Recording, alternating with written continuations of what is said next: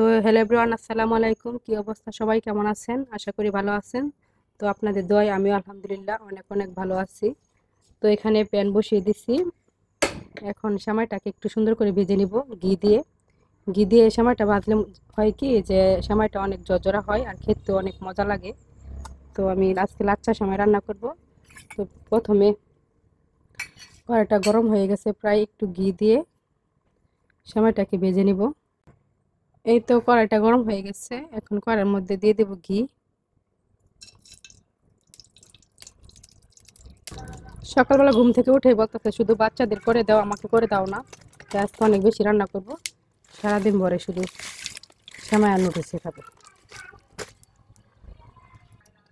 এই তো চুলার জালটা একটু মিডিয়াম টু লো হিটে রেখে সেমাইটাকে একটু সুন্দরভাবে ভেজে নিব।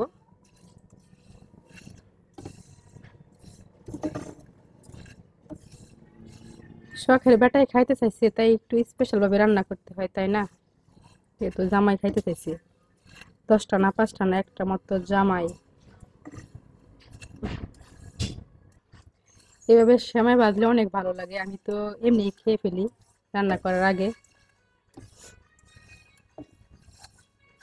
একটু লাল লাল করে ভেজে দিব সুন্দর করে।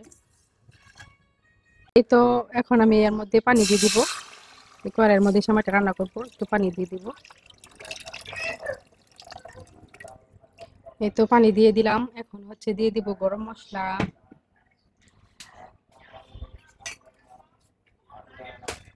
এই তো এখানে তেজপাতা, খাল, দারচিনি সব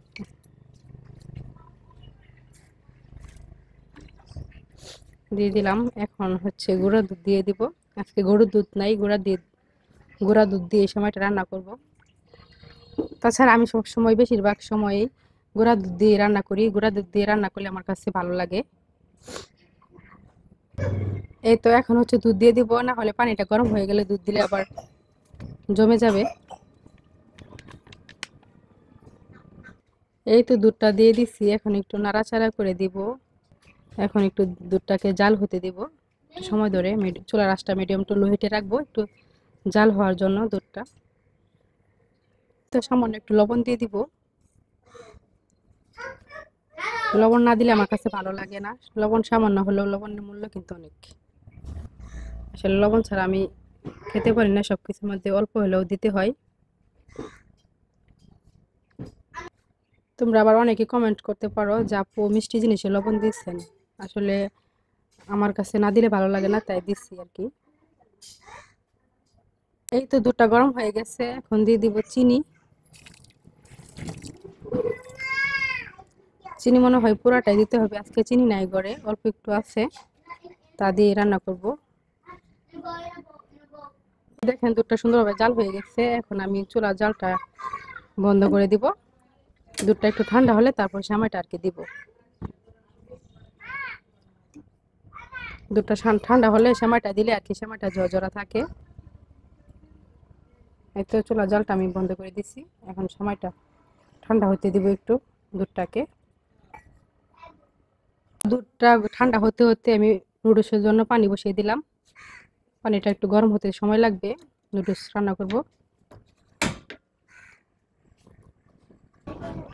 এই তো দুধটা প্রায় ঠান্ডা হয়ে গেছে, সেমাইটা দিয়ে দিব।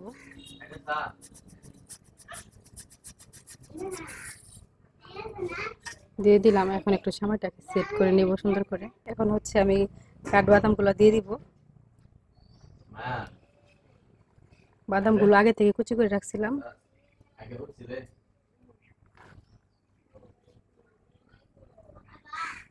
দেখেন সেমাইটা কতটা লোভনীয় লাগছে।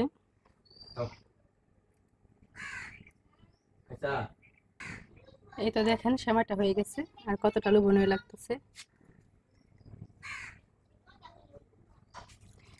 এদিকে নুডলসের পানিটাও গরম হয়ে গেছে প্রায়।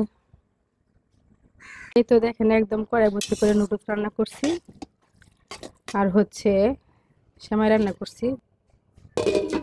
নুডলস রান্নার ভিডিওটা দেখাতে পারি নাই, কারণ ভিডিওটা অনেক বড় হয়ে গেছে তাই। তো আমার রান্নাটা কেমন হয়েছে অবশ্যই কমেন্ট করে জানাবেন। আজকের মতন এই পর্যন্তই, সবাই ভালো থাকবেন। টাটা, আল্লাহ হাফেজ।